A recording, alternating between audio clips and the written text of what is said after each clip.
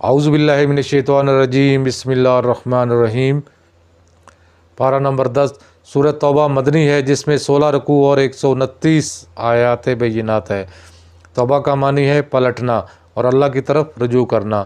اس سورۃ مبارکہ میں بعض اہل ایمان کی توبہ کا ذکر ہے، اسی مناسبت سے اس سورہ مبارکہ کا نام توبہ رکھا گیا۔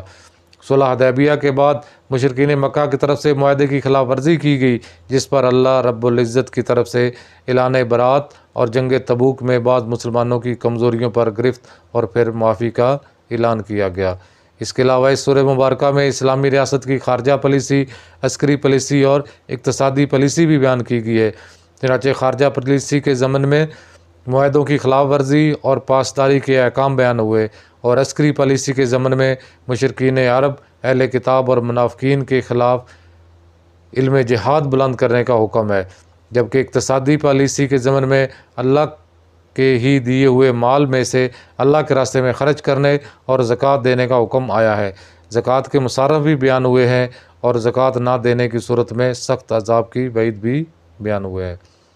اس سورۃ مبارکہ میں فرقہ وارانہ بنیاد پر مسجد کی تعمیر کا ذکر بھی ہے، اور مسلمانوں کو ایسی مسجد کا بائیکاٹ کرنے کا حکم بھی ہے۔ چنانچہ ایسی ہی ایک مسجد یعنی مسجد ضرار کو آگ لگا دی گئی۔ اس سورہ مبارکہ میں نبی کریم صلی اللہ علیہ وسلم کا مقصد بعثت بھی بیان ہوا کہ اللہ تعالیٰ نے آپ صلی اللہ علیہ وسلم کو قرآن اور دین حق دے کر اس لیے بھیجا تاکہ آپ دین اسلام کی تمام ادیان پر غالب کر دیں۔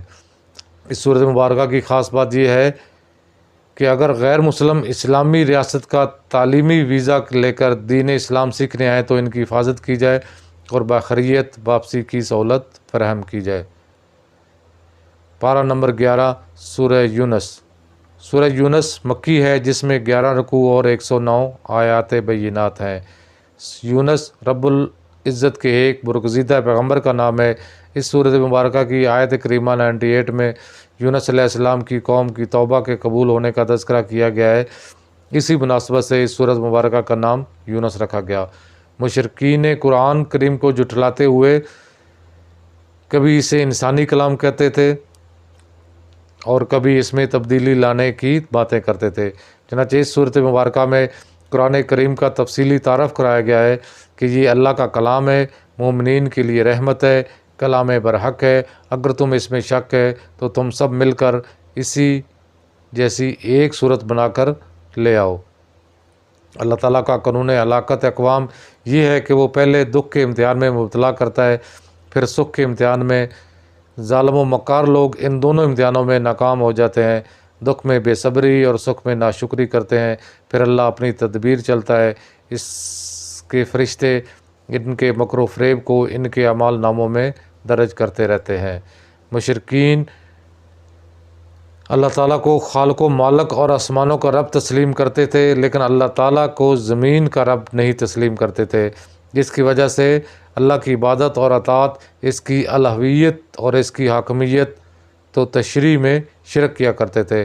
چنانچہ اس سورۃ مبارکہ میں رب کا صحیح تعارف کرایا گیا ہے۔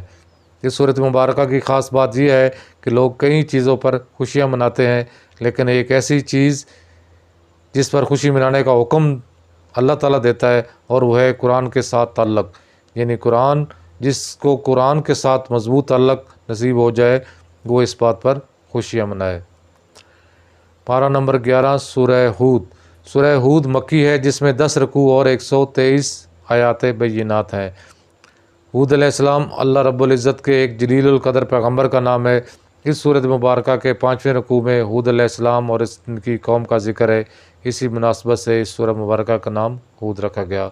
اس سورہ مبارکہ میں کفار و مشرکین کے نظریات کی تردید کے بعد اقوام گزشتہ یعنی قوم نوح، قوم عاد، قوم سمود، قوم لوط، قوم شعیب اور قوم فرعون کے واقعات بیان کر کے یہ بات واضح کی گئی کہ انسانوں کے 2 گروہ ہیں۔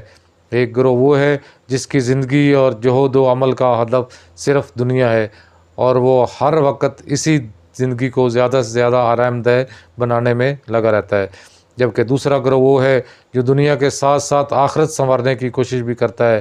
پہلے گروہ کی مثال اندھوں اور دوسرے گروہ کی مثال بینائی سے سرفراز لوگوں جیسی ہے۔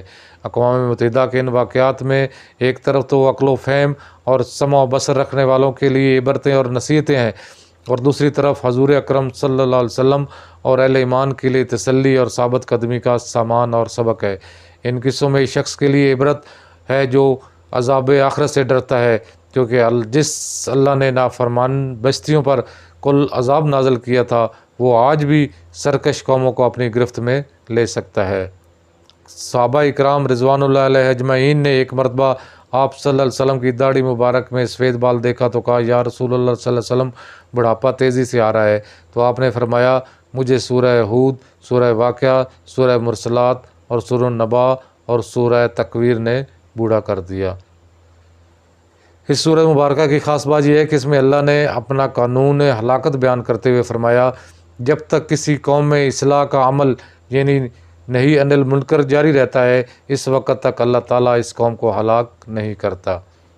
پارہ نمبر 12 سورہ یوسف۔ سورہ یوسف مکی ہے جس میں 12 رکوع اور 111 آیات بینات ہیں۔ یوسف علیہ السلام اللہ تعالیٰ کے حسین و جمیل پیغمبر کا نام ہے جن کا حسن و جمال مشہور زمانہ ہے۔ اس سورہ مبارکہ میں حضرت یوسف علیہ السلام کے واقعات و حالات کی روشنی میں غلبہ اسلام کی بشارت دی گئی ہے۔ اسی مناسبت سے اس سورہ مبارکہ کا نام یوسف رکھا گیا۔ قرآن حکیم میں بہت سے قصے مذکور ہیں، لیکن حضرت یوسف علیہ السلام کے قصے کو احسن القصص کہا گیا ہے، کیونکہ اس قصے میں جتنی عبرتیں اور نصیحتیں پائی جاتی ہیں شاید ہی کسی اور قصے میں پائی جاتی ہوں۔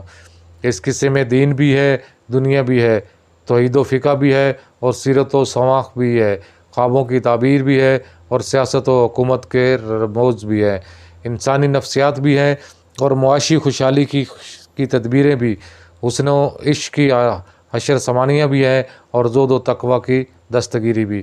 اس صورت مبارکہ میں انبیاء و صالحین کا تذکرہ بھی ہے اور ملائکہ و شیاطین کا بھی، جنوں اور انسانوں کا بھی، تو چپاؤں اور پرندوں کا بھی، بادشاہوں، تاجروں، عالموں اور جہلوں کے حالات بھی ہیں، تو راہ راست سے ہٹ جانے والی عورتوں کی حیلہ سازی، مکاری اور حیا باخت کی بھی۔ کفار مکہ نے یہود کے اشارے پر حضور اکرم صلی اللہ علیہ وسلم سے بطور امتحان 2 سوال کیے تھے۔ ان کا پہلا سوال یہ تھا کہ بنی اسرائیل شام سے مصر کس طرح پہنچے، اور ان کا دوسرا سوال یہ تھا کہ یوسف علیہ السلام کے واقعے کی تفصیل کیا ہے۔ انہی 2 سوالوں کے جواب میں یہ سورہ مبارکہ نازل کی گئی۔ اس سورہ مبارکہ کی خاص بات یہ ہے کہ اگر آباء و اجداد صحیح راستے پر ہوں تو ان کی پیروی ضرور کریں۔ اپنی خوبیاں ہر کسی سے بیان نہیں کرنی چاہیے۔ بحیثیت مسلمان جہاں کہیں بھی 2 بول کہنے کا موقع ملے تو 1 بول دعوت اللہ کا ضرور کہیں۔